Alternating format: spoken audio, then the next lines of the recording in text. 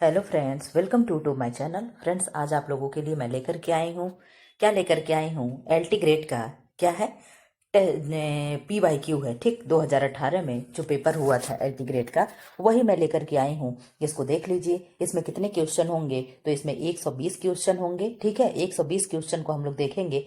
और एक ही वीडियो में अगर नहीं होगा तो 60 क्वेश्चन क्या है सॉरी, हम लोग दो पार्ट में लेकर के आएंगे इसे। ठीक है, बट देखेंगे बहुत अच्छे से। फिलहाल आप लोग, मैं आशा करती हूँ आप लोग स्वस्थ होंगे, मस्त होंगे, पढ़ाई लिखाई में क्या होगा, व्यस्त होंगे। ठीक है, चलिए देर ना करते अपने क्वेश्चन को शुरू करते हैं। कमेंट बॉक्स में कमेंट आया था, मैम आवाज स्लो है। किसी ने कहा मैम स्क्रीन नहीं सही दिख रही है। क्या है स्क्रीन में प्रॉब्लम है बताइए? स्क्रीन इतना जूम करने के बाद भी। चलिए ठीक है, कोई भी दिक्कत है, आज से हो सकता है कि ये चीजें ना जाए। ठीक है, अब यहाँ पे एक प्रश्न क्या दिया है। टाइलिन की क्रिया के द्वारा कार्बोहाइड्रेट की पाचन क्रिया की प्रक्रिया का सही क्रम क्या है? पहले क्या होगा? एरिथ्रोडेक्स्ट्रिन होगा, फिर आइसोमाल्टोज होगा, या बाइल्ड स्टार्च होगा, या एक्रोडेक्स्ट्रिन होगा, या क्या होगा? सॉल्यूबल स्टार्च होगा। अब आप कमेंट बॉक्स में बता दीजिए कि मैम क्या होगा। तो कह दो मैम इसमें से ऑप्शन ए होगा, बी होगा, सी होगा, डी होगा। तो आप कहोगे मैम इसमें से ऑप्शन क्या होगा? बी होगा। और यहाँ बड़े ही विस्तार से दिया गया है कि टाइलिन की क्रिया के द्वारा कार्बोहाइड्रेट की पाचन क्रिया की प्रक्रिया का सही क्रम है। पहले उबला स्टार्च है, फिर सॉल्यूबल स्टार्च है, फिर एरिथ्रोडेक्स्ट्रिन है, फिर एक्रोडेक्स्ट्रिन है, फिर क्या होगा? आइसोमाल्टोज होगा। ठीक है, अब यहाँ दिया है सूची एक को सूची दो से मिलान करना है। तो आप यहाँ पे बता दो क्या होगा। ल्यूकोसिन, मायोग्लोब्यूलिन, मायो एल्ब्यूमिन, लैक्टो एल्ब्यूमिन, फिर क्या होगा? Serum albumin. अब आप कमेंट बॉक्स में कमेंट करिए, एक सेकंड मुझे टाइम दीजिए, कमेंट बॉक्स में अपना कमेंट कर दीजिए क्या होगा। तो आप कहोगे मैम इसमें से क्या होगा? इसमें से हम मैच कराएंगे। तो इसमें से जो ल्यूकोसिन होगा वो कहाँ जाएगा? आप कहोगे मैम ल्यूकोसिन किस पे मैच करेगा? मायोग्लोबुलिन। पहले एक चीज जो आप जानते रहो उसको मैच कराओ। ठीक, तो आप जानते हो जहां जहां लैक्टेज होता है या लैक्ट होता है वो कहाँ जाता है? वो मिल्क से जाता है। तो मैम यहाँ पे क्या होगा? हम सी को बी पे मैच कराएंगे। ठीक है सी को किस पे कराएंगे? दो पे मैच कराएंगे। और मायोग्लोब्यूलिन जो होगा, मायो एल्बुमिन, तो मायो यानी क्या होता है? मसल्स यानी मांसपेशियों से संबंधित होता है। ठीक है, तो मायो एल्बुमिन कहाँ का प्रोटीन है? तो आप कहोगे मैम ये मांसपेशियों से जुड़ा हुआ शब्द है। ठीक है, तो दो आपको मिल गया। अब यहाँ से क्या है, आप अपने कूट के द्वारा आप उत्तर देने का प्रयास करिएगा। ठीक, यहाँ तो आंसर पहले ही दिख गया। ठीक, मैं कोशिश करूंगी कि आंसर ना दिखे। ठीक है, ताकि आप लोग अपना दे सके उत्तर कि मैम क्या सही होगा। ठीक है, तो क्या होगा? ल्यूकोसिन जो है ये कहाँ आएगा? गेहूं पे आएगा। ठीक है, मायोग्लोबुलिन कहाँ जाएगा? एल्ब्यूमिन मांसपेशियों पे। लैक्ट एल्ब्यूमिन कहाँ जाएगा? दूध पे यानी मिल्क पे। और सीरम एल्ब्यूमिन कहाँ जाएगा? तो आप कहोगे मैम सीरम वाला कहाँ जाएगा? सीरम अंडे का सफेद भाग जाएगा। ठीक, ठीक है, कहाँ जाएगा? सीरम जाएगा अंडे का सफेद भाग में। तो इस तरीके से मैम आंसर क्या हो गया? आंसर आपका एक, चार, एक में दिया, दो में, तो ये चीजें माइनस हो जाएगी, ये चीजें नहीं होगा, ये दोनों चीज गलत हो जाएगा। और सही क्या होगा? तो पहले चार होगा फिर एक होगा, ये दो चीजें तो सही मिला है। उसके बाद फिर कौन सा होगा? तो आप कह दोगे मैम चार, एक, दो, तीन जो है ये आंसर हम लोगों का सही हो गया। ठीक है, इस तरीके से हम लोग धीरे धीरे क्वेश्चन करते चलेंगे। और यहाँ आप देख लीजिए सही है क्या है। ल्यूकोसिन गेहूं हो गया, मायो एल्ब्यूमिन क्या हो गया? मांसपेशियां, लैक्ट एल्ब्यूमिन मिल्क हो गया, और सीरम एल्ब्यूमिन क्या हो गया? एड का व्हाइट वाला भाग हो गया। ठीक है, इस तरीके से आप क्या है इसको लगाते चलिए। अब यहाँ पे नेक्स्ट क्वेश्चन क्या दिया है, ये भी सूची सुमेलित करना है। सूची को सम्मिलित करके हमें आंसर देना है। आप यहाँ आ जाइए, आंसर हम छुपा ले रहे हैं। पहले आप लोग अपना यहाँ पे मैच करा लीजिए, फिर क्या है वहां पे चल के हम लोग ABCD से कराया जाएगा। तो ये टोकोफेरॉल क्या है, कैल्सीफेरॉल क्या है, एन्यूरिन क्या है, और रेटिनॉल क्या है? आप इसमें से तीन तो बता दोगे। कहोगे मैम टोकोफेरॉल क्या है? तो विटामिन ई को टोकोफेरॉल कहते हैं। ठीक है, किसको? ई को टोकोफेरॉल कहते हैं। विटामिन डी को कैल्सीफेरॉल कहते हैं, और विटामिन ई को रेटिनॉल कहते हैं। ठीक है, ये क्या है? ये इनके रासायनिक नाम है। तो अब आप इनसे उत्तर लगा ले जाओगे कि क्या होगा। तो मैम आप हमेशा बताती हैं कि एंटी स्टेरिलिटी कारक, जो एंटी स्टेरिलिटी हम किसको कहते हैं? तो बांझपन रोधी जो विटामिन होता है वो कौन सा है? तो विटामिन ई होता है, और विटामिन ई का ही नाम यहाँ पे टोकोफेरॉल दिया है। तो मैम ए को हम तीन से मैच कराएंगे। ठीक है, क्या है? ए को हम तीन से मैच कराएंगे। फिर उसके बाद आप क्या कहोगे कि मैम कैल्सीफेरॉल यानी विटामिन डी है, तो विटामिन डी से संबंधित मैम इसमें कौन सा रोग दे रहा है, तो हम कह रहे हैं आप देखिए कौन सा दे रहा है। तो आप कहोगे मैम इसमें तो एंटी रैकेटिक दे रहा है, क्या होगा, एंटी रैकेटिक दे रहा है। तो मैम इसके मतलब हम लोग एंटी रैकेटिक के साथ जा सकते हैं। रैकेटिक मतलब रिकेट्स नहीं होता है, विटामिन डी की कमी से रिकेट्स होता है ना, तो वही दे रहा है। जो जिसके प्रति कार्य करता है वो उसका एंटी पार्टी होता है, ठीक है। अब जैसे क्या होगा, यूपी में योगी सरकार है और अखिलेश की गवर्नमेंट है, तो दोनों क्या है, दोनों एक दूसरे के अपोजिट है, यानी एंटी पार्टी है, ठीक है। तो जो उसके प्रति कार्य करेगा वो क्या होगा, उसका एंटी हो जाएगा, ठीक है। आप इस तरीके से समझ सकते हैं। तो जो कैल्सीफेरॉल है ये क्या होगा, एंटी रिकेटिक होगा, यानी एंटी होगा किसका, रिकेट्स का एंटी पार्टी होगा, ठीक है। इस तरीके से आप समझ सकते हैं। अब यहाँ आप आ जाओ, कह दो मैम रेटिनॉल होगा, इसको अभी मैं नहीं जान रही हूँ, ठीक है। आप भी इसको नहीं जान रहे हो, मैं भी नहीं जान रही हूँ, तो उसको आप क्या करोगे, स्किप कर दोगे, ठीक।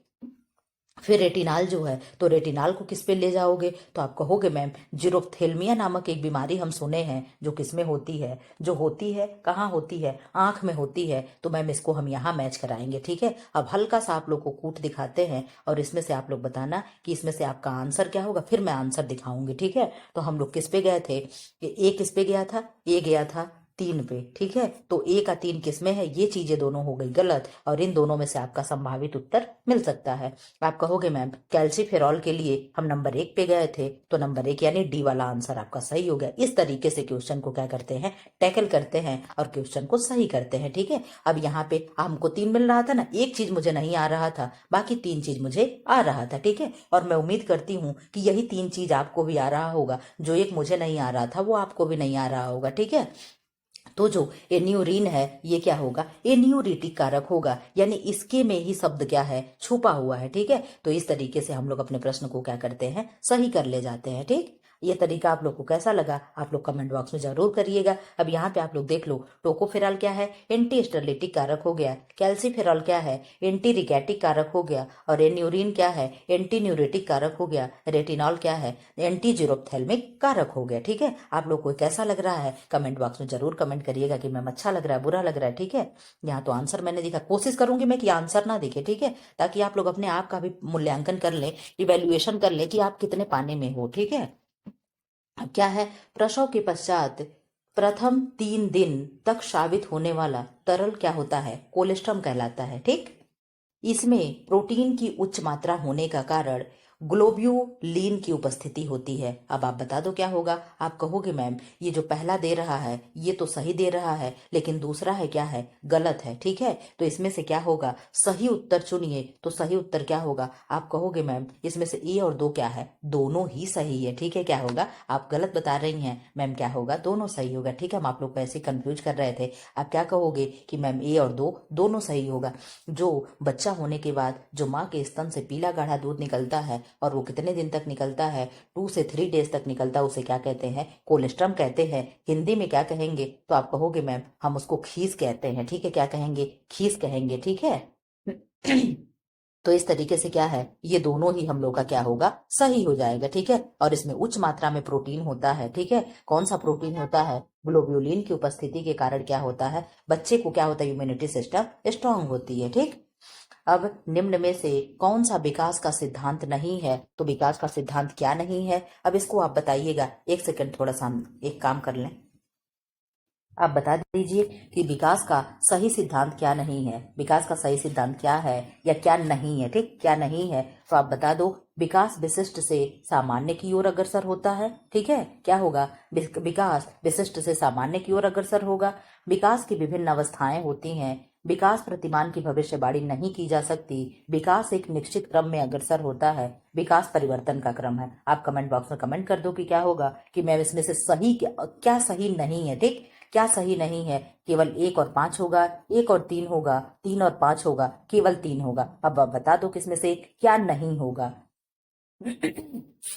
आप क्या बता रहे हो, आप कह रहे हो मैम 1 और 3 नहीं होगा। विकास क्या है, विशिष्ट से सामान्य की ओर नहीं होता है मैम, कोई भी चीज सामान्य से विशिष्ट की ओर होता है। इसमें इसका रिवर्स दिया है, अपोजिट दिया हुआ है, ठीक। विकास क्या होगा, पहले सामान्य से होगा फिर विशेष होगा। पहले क्या होता है, कोई भी व्यक्ति सामान्य होता है ना, फिर सामान्य से विशेष हो जाता है। भाई मोदी हमारे पीएम जो है, प्रधानमंत्री जो है, पहले क्या एक कॉमन पर्सन रहे होंगे और आज क्या है, विशिष्ट पर्सन हो गए, ठीक है। इसी तरीके से चीजें हम याद करने के लिए कुछ भी किसी का भी नाम ले सकते करते हैं ताकि वो चीजें मुझे लर्न रह जाए, ठीक है। फिर नंबर 3 क्या होगा कि विकास प्रतिमान की भविष्यवाणी नहीं की जा सकती। कह दो मैम ये तो बिल्कुल गलत कह रहा है, विकास के भविष्य की प्रतिमान की भविष्यवाणी की जा सकती है। कहते हैं ना कि लालने का पांव पालने में ही दिख जाता है, ठीक है। सब कहते हैं ना, कह रहे तुम्हारे गुड़ नखड़े देख करके हम बता देंगे तुम आगे क्या करोगे, ठीक है। तो वही वाला डायलॉग या क्या होता है, सही होता है, ठीक है। तो इस तरीके से क्या है, विकास अमूर्त होता है। दो चार हमसे भी आप लोग सुनते चलिए। क्या होगा, विकास अमूर्त होता है, प्राणी में विकास पहले होता है, ठीक है। ये सब चीजें क्या है, ये सारी चीजें क्या है, ये इसमें दिया हुआ है, या ये चीजें विकास के परिवर्तन के क्रम में होता रहता है, ठीक है। अब यहाँ से ठीक इसमें डिस्क्राइब करके दिया है, हम इसको आप लोग को पढ़ के जल्दी जल्दी सुना दे रहे हैं। विकास एक अनवरत प्रक्रिया है, क्या है, कॉन्टिन्यूअस प्रक्रिया है। यह गर्भधान से प्रारंभ होकर मृत्यु पर्यंत तक चलने वाली प्रक्रिया है। सोते जागते उठते बैठते चलते फिरते सतत विकास चलती रहती है। विकास के सिद्धांत निम्नलिखित हैं, कौन कौन से हैं। विकास अमूर्त होता है, प्राणी में विकास पहले होता है, विकास की विभिन्न अवस्थाएं होती हैं, विकास एक निश्चित क्रम में होता है, विकास परिवर्तन का क्रम है, विकास सामान्य से विशिष्ट की ओर होता है। इसके प्रतिमान की हम भविष्यवाणी कर सकते हैं, ठीक है। अब यहाँ से प्रश्न देखिए, फिर उत्तर दिख गया। खेल के पुनरावृत्ति के सिद्धांत के प्रवर्तक हैं थे, कौन थे, हर्बर्ट स्पेंसर एवं शीलर थे, मैकडूगल थे, स्टेनले हॉल थे, ग्रॉस थे। तो आप क्या कहोगे, आप कहोगे मैम इसमें स्टेनले हॉल जो होंगे ये क्या होगा, सही हो जाएगा, ठीक। यहाँ पे विस्तार से दिया हुआ है, हम लोग इसको भी पढ़ते चलेंगे, बिल्कुल भी स्किप नहीं करेंगे। खेल के पुनरावृत्ति के सिद्धांत के प्रवर्तक स्टेनले हॉल थे। इस सिद्धांत के अनुसार बालक खेल में अपने पूर्वजों द्वारा किए गए कार्यों की पुनरावृत्ति करता है, ठीक है। पुनरावृत्ति मतलब उसे दोहराता है, ठीक। इनके अनुसार खेल को मैं अतीत कार्य क्षेत्र का जातीय उत्साह और प्रवृत्ति समझता हूँ, ठीक है। किसके अनुसार, ये स्टेनले हॉल के अनुसार, ठीक। इनके अनुसार जिन स्तरों से उनकी जाति गुजर चुकी है उन्हीं स्तरों को बालक अपने खेल में दोहराते हैं। शुरू में उनके पूर्वज जैसी क्रियाएं करते थे वैसी ही क्रियाएं बालक अपने खेल में दोहराते हैं, ठीक है। अब यहाँ क्या है, फिर देखिए मेरी आदत बहुत गड़बड़ है, ठीक। मेडुला की उपस्थिति किसकी विशेषता है, सूती रेशे की, ऊनी रेशे की, नायलॉन की और सिल्क रेशे की। तो आप क्या कहोगे, मैम मेडुला किसमें प्रेजेंट होता है, मेडुला तो मैम बोल में होता है प्रेजेंट, ठीक है। तो आंसर क्या हो जाएगा, बी हो जाएगा। इसका डिस्क्राइब हम लोग देख लेते हैं। मेडुला की उपस्थिति ऊनी रेशा की विशेषता होती है। पहले क्या है, इसमें 3 परत होते हैं, एक क्या होता है, कोर्टेक्स होता है, एक क्यूटिकल होता है और एक मेडुला होता है, ठीक है। क्या होगा, क्यूटिकल होगा, कोर्टेक्स होगा, या और क्या होगा, मेडुला होगा, ठीक है। आप लोग बताइएगा कि मैम क्यूटिकल पहले होगा कि क्या है, अभी क्या बताएं, देखिए फिर मैं भूल गया, अभी बताकर मैं तुरंत भूल गई, ठीक है। आप बताइएगा कि मैम कौन सा बीच में आएगा और कौन सा पहले होगा, क्यूटिकल होगा कि कॉर्टेक्स होगा, ठीक है। क्या होगा, क्यूटिकल होगा पहले, पहली बाहरी परत क्यूटिकल होगा कि कॉर्टेक्स होगा। आप लोग कमेंट बॉक्स में कमेंट करिएगा। बाकी आप लोग जान लीजिए, अंतः की परत यानी जो बीच की परत होती है क्या होती है, मेडुला होती है, ठीक। ऊनी रेशों का अंतः परत मेडुला कहलाता है। यह गोलाकार होता है, इसके मध्य में एक खोखला नलिका होती है, परंतु सभी ऊनी रेशों में यह आवश्यक रूप से नहीं पाया जाता। उत्तम श्रेणी की रेशों में यह अत्यंत कम विकसित अथवा अनुपस्थित रहता है। निम्न श्रेणी के मोटे रेशों में यह परत सबसे ज्यादा विकसित रहता है। यह परत नमी सोखने एवं ऊनी रेशों की रंगाई में सहायता प्रदान करता है, ठीक है।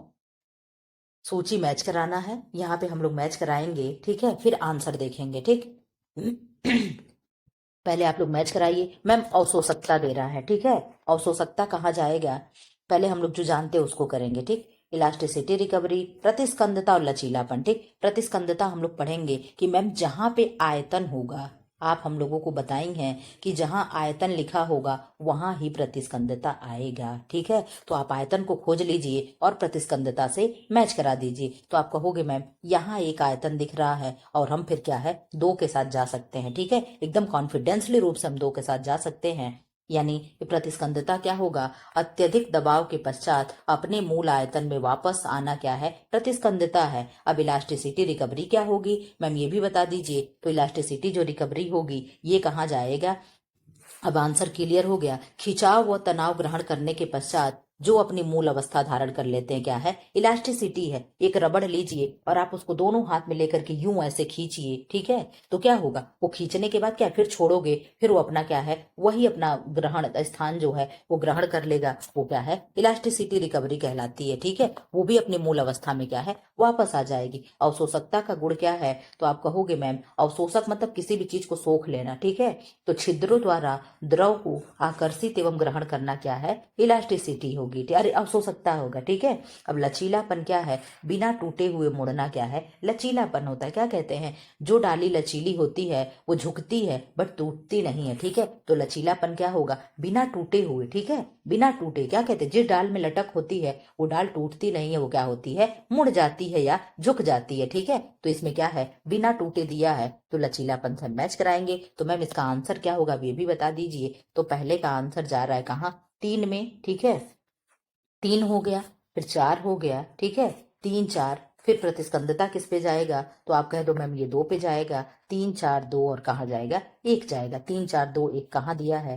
3 4 2 1 जहां दिया होगा वो आपका आंसर होगा, ठीक है। कहाँ है? 3 4 2 1, ठीक है। ठीक, देख लीजिए कहाँ है, ये आंसर आपका ए हो जाएगा, ठीक।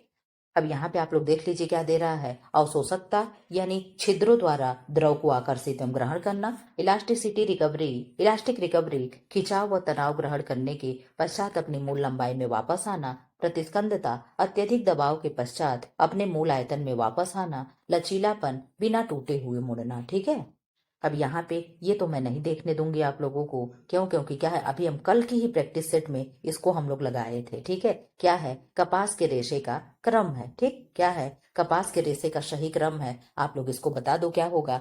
कंघी को क्या कहेंगे? कॉम्बिंग कहेंगे। खेती को क्या कहेंगे? आप लोग बताइएगा। पहले इसको इन इन सब का क्रम लगाइए, क्या होगा क्रम? तो आप कहोगे मैम किसी भी चीज में पहले तो हम खेती ही करेंगे, तो 2 सब में कॉमन दिया है। ये आपकी चालाकियां क्या किया एग्जामिनर खत्म कर दिया, ठीक। फिर दूसरे नंबर पे क्या आएगा? खेती करने के बाद क्या आएगा? तो आप कहोगे मैम खेती करने के बाद क्या होगा? हम बिनौले इकट्ठा करेंगे, निकालेंगे और गांठ बांधेंगे, तो फिर क्या होगा? नंबर 4 आएगा। तो यानी 2 के बाद 4 कहाँ है? तो मैम ये दोनों ऑप्शन बिल्कुल नहीं होंगे, यही दोनों में से कोई होगा, ठीक है।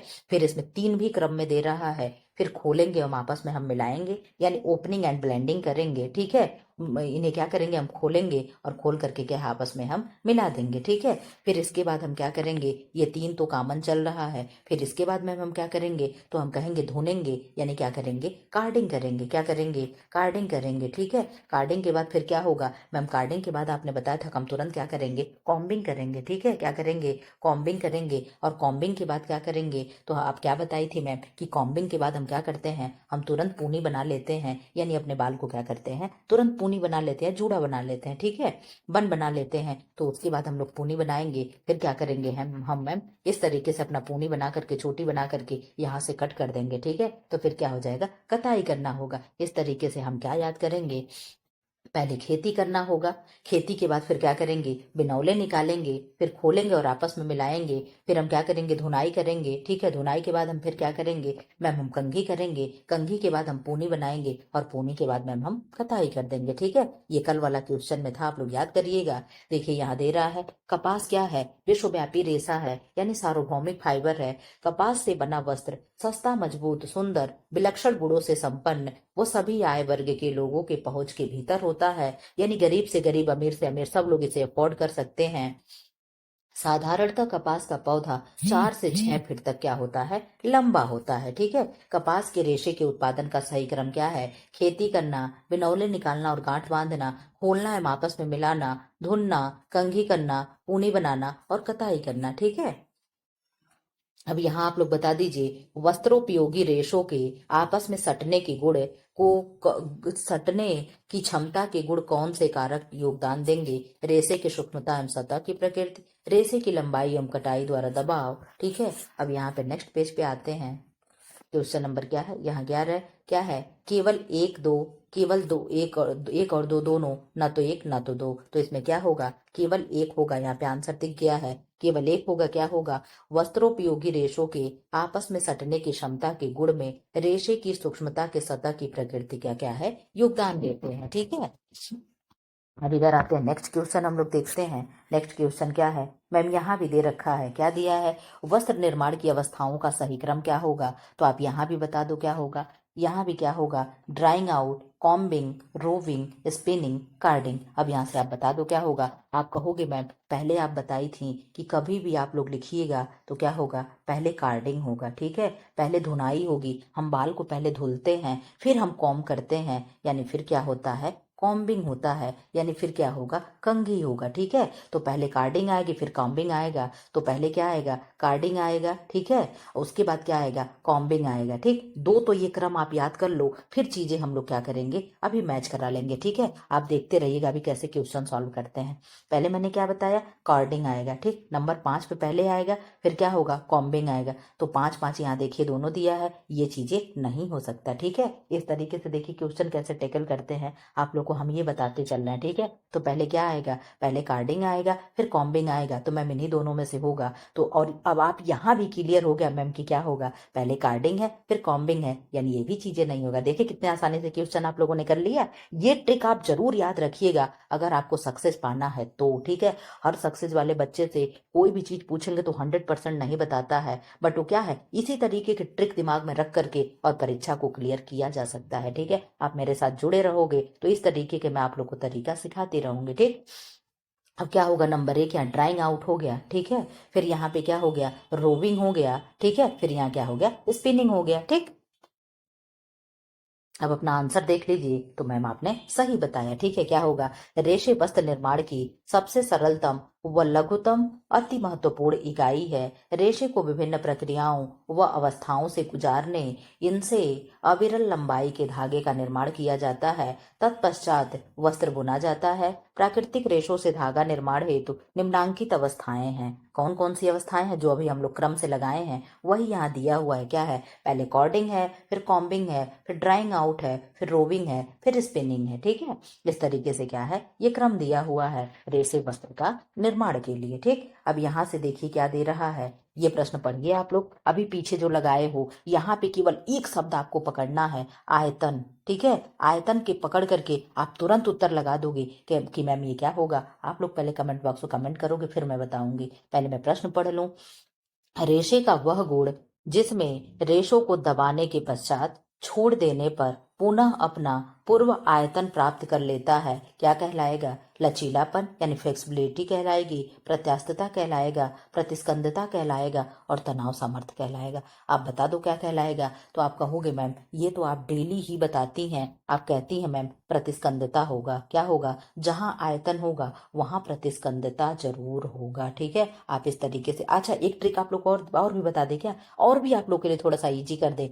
प्रत्यास्थता यहाँ लिखा है, आप देख रहे हैं नहीं देख रहे हैं, यहाँ भी य है और यहाँ य है, तो जहां य रहेगा आप उसके साथ बिल्कुल नहीं आपको जाना है, ठीक है। एक ट्रिक ये भी ले लीजिए कि मैम आयतन में य है और प्रत्यास्थता में य है, तो मैम प्रत्यास्थता तो बिल्कुल भी नहीं होगा, और यहाँ य नहीं है तो मैम हम इसके साथ जाएंगे, ठीक। आप कमेंट बॉक्स में कमेंट करिएगा कि मैम ये ट्रिक आपको कैसा लगा, हम आप लोग को कैसा लगा, ठीक है। अब आप बता दीजिए, रेशे का वह गुण जिसमें रेशों को दबाने के पश्चात छोड़ देने पर वह पुनः अपना पूर्व आयतन प्राप्त कर लेता है, प्रतिस्कंदता कहलाता है। रेशों में उपस्थित प्रतिस्कंदता के गुण के कारण ही वस्त्र में शीघ्रता से शिकन नहीं पड़ती है। वस्त्रों का दैनिक प्रयोग में प्रयोग के पश्चात टांगना, मोड़ना अथवा लपेटना पड़ता है, जिससे उनकी तहें अक्सर मुड़ जाती हैं अथवा विकृत हो जाती हैं, परंतु फिर भी वे वस्त्र प्रतिस्कंदता के गुण के कारण अपनी पूर्वाकृति प्राप्त कर लेती है, ठीक है। अब यहाँ आप लोग बता दो कौन सा प्रश्न है। मैम अपहोस्ट्री का उपयोग किया जाता है क्या करने के लिए, फर्नीचर ढकने के लिए, फर्श बिछावन के लिए, पलंग पर बिछाने के लिए, उपर्युक्त सभी के लिए। तो आप कहोगे मैम ये तो बहुत ही इजी क्वेश्चन है, ये क्या है, फर्नीचर को ढकने के लिए हम अपहोस्ट्री का प्रयोग करते हैं, ठीक है। आप लोग को कोई जल्दी तो नहीं हो रही एक्सप्लेन कर रहे हैं तो बता दीजिएगा कमेंट बॉक्स में। अपहोस्ट्री का प्रयोग फर्नीचर को ढकने के लिए किया जाता है। इससे फर्नीचर की जिंदगी तो बढ़ जाती है, साथ ही कक्ष की सुंदरता भी अतिशय वृद्धि हो जाती है, मतलब सुंदरता में भी क्या है, अतिशय वृद्धि हो जाती है। इस प्रकार अपहोस्ट्री का उपयोग मुख्यतः निम्न उद्देश्यों की पूर्ति के लिए किया जाता है। फर्नीचर की जिंदगी में बढ़ोतरी करना, अर्थात फर्नीचर को मजबूत एवं टिकाऊ बनाना, फर्नीचर की उपयोगिता बढ़ाना, कक्ष की सुंदरता में वृद्धि करना, ठीक है, ये अपहोस्ट्री का कार्य होता है। अब यहाँ आप आ जाइए जाइए कि विरंजक जो जॉवेल वाटर होता है हम उसे और क्या कहते हैं, hydrogen peroxide, sodium perborate, potassium permanganate, sodium hypochloride. तो आप कहोगे मैम जो सोडियम हाइपोक्लोराइड होता है ये जेबेल वाटर का नाम होता है, ठीक है। इसका और एक क्या नाम है, जेबेल वाटर का नाम है सोडियम हाइपोक्लोराइड, ठीक। सोडियम हाइपोक्लोराइड को जेबेल वाटर भी कहा जाता है या कहते हैं, ठीक। यहाँ पे देखिए दे रहा है, जेबेल वाटर भी कहते हैं। इसका निर्माण घर पर भी आसानी से किया जा सकता है। इसकी निर्माण विधि में निम्न प्रकार से होती है। उबलता पानी आधा लीटर लें, ठंडा पानी 2 लीटर, धावन सोडा यानी वॉशिंग सोडा 250 ग्राम लें, क्लोराइड लाइम चूना, ठीक है, क्लोराइड ऑफ लाइम यानी चूने को 25 ग्राम लें। और विधि क्या होगा, उबलते हुए पानी में धावन सोडा मिलाकर एक बर्तन में हम रखेंगे। ठंडे जल में चूने को 2 से 3 घंटे तक भिगोने के लिए छोड़ देंगे। जब यह भीग जाए तो इसके स्वच्छ जल को निथार कर अलग कर लेंगे तथा सोडे के घोल में मिला देंगे, ठीक। अब यहाँ दे रहा है अधिक ऐंठन युक्त धागे की संख्या होती है 0 से 3 ऐंठन प्रति इंच, 3 से 7 ऐंठन प्रति इंच, 7 से 12 ऐंठन प्रति इंच और 12 से 15 ऐंठन प्रति इंच। तो इसका हम आप लोग को बता चुके हैं क्या होगा। आप कहोगे मैम 3 ही प्रकार के तो धागे में ऐंठन होता है, ठीक। कितने प्रकार के, 3 प्रकार में। जो मतलब कम होता है वो कितना होगा, 0 से 3 प्रति इंच ऐंठन होता है। दूसरे में क्या होगा, 3 से 7 प्रति इंच ऐंठन होता है और 7 से 12 प्रति इंच ऐंठन होता है, ठीक है। यही तीनों क्या होते हैं, ऐंठन के प्रकार हैं। और जिसमें प्रति इंच में 12 ऐंठन जो होगा वो क्या होगा, बेस्ट होगा। और सबसे लो क्या होगा, जो 0 से 3 होता है वो सबसे लो होता है। तो आपका आंसर क्या हो गया, 7 से 12 जो होगा क्या होगा, आपका आंसर हो जाएगा, ठीक है। यहाँ पे अपना आंसर देख लीजिए जो विस्तार से दिया हुआ है। अधिक ऐंठन युक्त धागा, इसमें अधिक ऐंठन 7 से 12 ऐंठन प्रति इंच होती है। ऐंठन देने हेतु इसकी दिशा निर्धारित की जाती है। रेशे लंबे हों अथवा छोटे, इन्हें ऐंठन देकर ही धागा निर्माण का कार्य किया जाता है। ऐंठन देने का मुख्य उद्देश्य सभी रेशों को आपस में सटाकर बांधना है, जिससे उनके खुले सिरे आपस में लिपटकर अदृश्य हो जाएं, ठीक है। यानी क्या हो, ऐंठन देने का मतलब यही होता है, ठीक है। अब यहाँ बता दीजिए, ये प्रश्न भी कई टेस्ट सीरीज में रिपीट हो चुका है। जेस्टेशनल डायबिटीज क्या है। आप तो अब इसको आंख बंद करके आंसर दोगे कि मैम गर्भावस्था में होती है, डायबिटीज की पूर्वावस्था में होगी, गर्भावस्था के बाद होगी, गर्भावस्था में, इसमें से कोई नहीं। तो आप बता दो क्या होगा। तो आप कहोगे मैम जो जेस्टेशनल डायबिटीज है ये गर्भावस्था में ही होती है और उसके बाद क्या होती है, प्रेगनेंसी के बाद क्या होगी, फिर ये चीजें खत्म हो जाएंगी, ठीक है। यह रोग क्या है, गर्भावस्था के दौरान रक्त में शर्करा की मात्रा यानी ब्लड में ग्लूकोज की मात्रा बढ़ जाने से होता है। फिर क्या होगा, शरीर में इंसुलिन हार्मोन के उत्पादन में कमी अथवा दोष से उत्पन्न रोग मधुमेह यानी डायबिटीज कहलाता है। मनुष्य के अग्नाशय से इंसुलिन हार्मोन का श्रावण होता है। यह अंतःस्रावी हार्मोन है जो लैंगरहैंस की बीटा द्वीपिकाओं से, किससे होता है, बीटा सेल से होता है, ठीक है। बीटा सेल्स की कोशिकाओं द्वारा श्रावित होता है, ठीक। अब यहाँ पे आ जाइए, निम्नलिखित में से कौन सी परिसज्जा जो है इसमें से यांत्रिक नहीं है। आप बता दीजिए क्या होगा, कमेंट बॉक्स में आप कमेंट करिए, हम एक घुट पानी पी लें, ठीक। का आंसर आ चुका होगा, आप अपना आंसर सेलेक्ट कर चुके होंगे। क्या होगा मैम, जो यांत्रिक परिसज्जा नहीं है तो नहीं कौन सा है, तो सिल्वट रोधी परिसज्जा क्या है, यांत्रिक नहीं है। बाकी कैलेंडरिंग हो गया, सल्फोराइजिंग हो गया और मोयरिंग हो गया, ये सारे परिसज्जा क्या है, यांत्रिक हैं। मैम अब इनके बारे में भी बताते चलिए। तो कैलेंडरिंग क्या है, कैलेंडरिंग एक 4 या 5 मिनट में कई कई 100 मीटर कपड़े क्या होते हैं, प्रेस होते हैं। ये क्या है, रोलर से प्रेस होते हैं, मशीन से प्रेस होते हैं, प्रयोगशाला में इनका प्रयोग किया जाता है, ठीक है। और मोयरिंग क्या है, तो मैम कपड़े में चमक लाना, लहर उत्पन्न करना क्या होता है, मोयरिंग होता है। ये भी एक परिसज्जा होती है। और ये सेंफोराइजिंग क्या है मैम, तो सेंफोराइजिंग एक टैग लगा होता है जिससे ये बताता है कि कपड़ा सिकुड़ेगा नहीं, ठीक है। अब टेंटरिंग क्या होता है, तो टेंटरिंग कपड़े के चारों कोनों को बराबर करना, पीठ ठोक करके बराबर करना उसके सरफेस को, क्या होता है, टेंटरिंग होता है। आप लोग टेंट देखे होंगे, टेंट का चारों कोना क्या है, बराबर होता है। इस तरीके से आप क्या है याद रखिएगा, ठीक।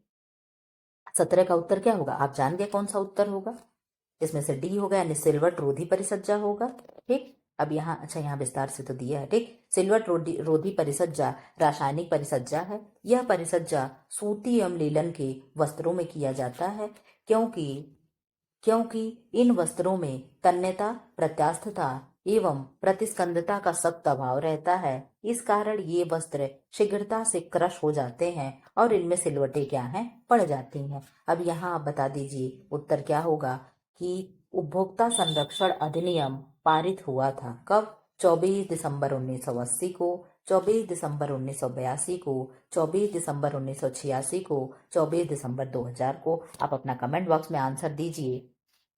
इसमें से क्या होगा? आप कहोगे मैम 24 दिसंबर जो 1986 है, ये क्या होगा? आंसर होगा इसका, ठीक है। अब इसका विस्तार से दिया हुआ, बहुत अच्छे से दिया, इसको हम पढ़ देते हैं। उपभोक्ता संरक्षण अधिनियम 24 दिसंबर 1986 को पारित हुआ था। उपभोक्ता संरक्षण अधिनियम 1986 के तहत उपभोक्ताओं को निम्नलिखित अधिकार दिए गए थे। कौन कौन से अधिकार दिया गया था? तो आप कहोगे मैम इनको 6 अधिकार या नहीं 8 अधिकार दिए गए थे। कितने अधिकार? कि मैम इनको 8 अधिकार दिए गए थे, लेकिन इसमें 7 ही दिया है। कौन कौन से अधिकार है मैम, ये बता दीजिए। तो चयन का अधिकार है, सुरक्षा का अधिकार, सूचित करने का अधिकार, क्षतिपूर्ति प्राप्त करने का अधिकार, सुनवाई का अधिकार, फिर क्या है, उपभोक्ता की बुनियादी आवश्यकताओं की पूर्ति का अधिकार और उपभोक्ता शिक्षा का अधिकार, ठीक है। तो इसमें से 4 क्या है? गौण है, और 4 क्या है, मतलब 4 मुख्य है और 4 गौण है, ठीक है। तो इसमें चयन का अधिकार क्या है? उपभोक्ता को सही मूल्य पर सही वस्तु चयन करने का अधिकार होता है, ठीक है। इसको भी हम आप लोग को एक ट्रिक लिख करके रखे हैं, अपना नोटबुक खोलेंगे तो दिखाएंगे कि कैसे हम इसको याद करेंगे, ठीक है। तो कौन सा मुख्य है ये भी पूछता है, जब टफ प्रश्न बनाना रहता है तो पूछता है इस तरीके से, 4-5 दे देगा, कहेगा इसमें से कौन मुख्य है और कौन गौण है उपभोक्ता के अधिकार, आप चयन करें, ठीक है। तो ये मैं आप लोग को खोज करके मैं ट्रिक लेकर के आऊंगी, ठीक है। क्या है? सिलाई के धागे का गुण होना चाहिए elastic recovery, high friction resistance, और क्या है, एक्सटेंसिबिलिटी, और क्या है, गुड अपीयरेंस। तो आप बता दो इसमें से क्या होगा? Good appearance. तो आप कहोगे मैम इसमें से जो क्या है, हाई फ्रिक्शनल रेजिस्टेंस है, ये क्या होगा? इसका आंसर हो जाएगा, ठीक। सिलाई के धागे हाई फ्रिक्शन रेजिस्टेंस वाले होने चाहिए, जिससे वह सिलाई के दौरान घर्षण क्रिया में टूटे नहीं, ठीक है। घर्षण क्रिया में क्या हो? टूटे नहीं, ठीक। शरीर का नाप लेकर विकसित किया गया पैटर्न क्या कहलाता है? ड्रैपिंग कहलाएगा, ड्राफ्टिंग कहलाएगा, क्लॉथिंग कंस्ट्रक्शन कहलाएगा, उपर्युक्त में से सभी। तो आप बता दो क्या कहलाएगा? आप कहोगे मैम इस तरीके से जो कार्य किया जाता है, पहले शरीर का नाप लेते हैं, फिर उसका पैटर्न बनाते हैं, मैम उसको हम ड्राफ्टिंग कहते हैं। क्या कहते हैं? उसको हम ड्राफ्टिंग कहते हैं, ठीक। शरीर का नाप लेकर विकसित किया गया पैटर्न ड्राफ्टिंग कहलाता है।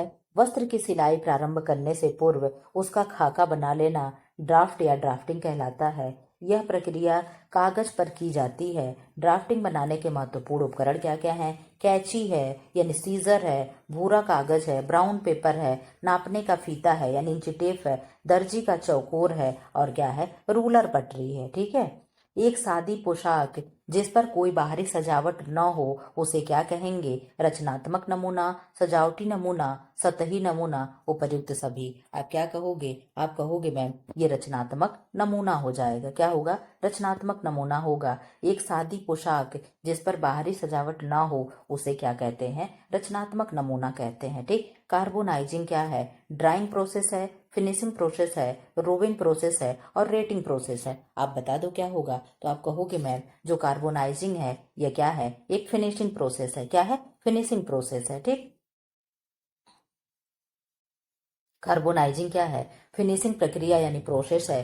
कार्बोनाइजिंग की प्रक्रिया में सल्फ्यूरिक अम्ल अथवा हाइड्रोक्लोरिक अम्ल से रेशों को धोया जाता है। इससे सभी प्रकार की अशुद्धियां नष्ट हो जाती हैं तथा रेशे स्वच्छ एवं हल्के हो जाते हैं, ठीक है। बैठने और खड़े होने में की स्थिति में शरीर का संतुलन बनाने के लिए आवश्यक मांसपेशी कौन सी है? कंकाल मांसपेशी है, कोमल मांसपेशी है, हृदय मांसपेशी है, उपर्युक्त में से कोई नहीं है। आप बता दीजिए, ये क्वेश्चन टफ हो सकता है, ठीक है। आप इसका आंसर क्या दोगे? आप कहोगे मैम जो कंकाल पेशी हैं ये क्या है? ये बैठने और खड़े होने की स्थिति में क्या करते हैं? संतुलन यानी बैलेंस बना करके रखते हैं, ठीक। बैठने और खड़े होने की स्थिति में शरीर का संतुलन बनाने के लिए कंकाल मांसपेशी आवश्यक है।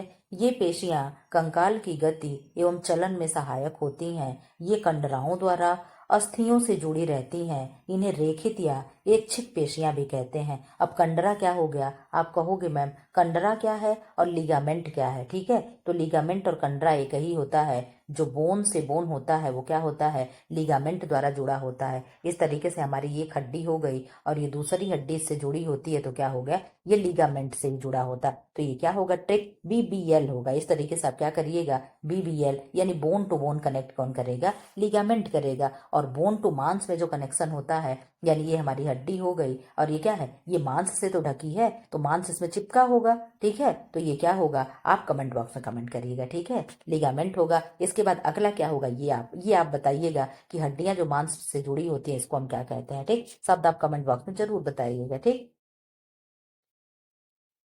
हैप्लॉयड नंबर शब्द का प्रयोग होता है माइटोसिस में, मियोसिस में, म्यूटेशन में, उपर्युक्त में से किसी में नहीं। आप बता दीजिए क्या होगा?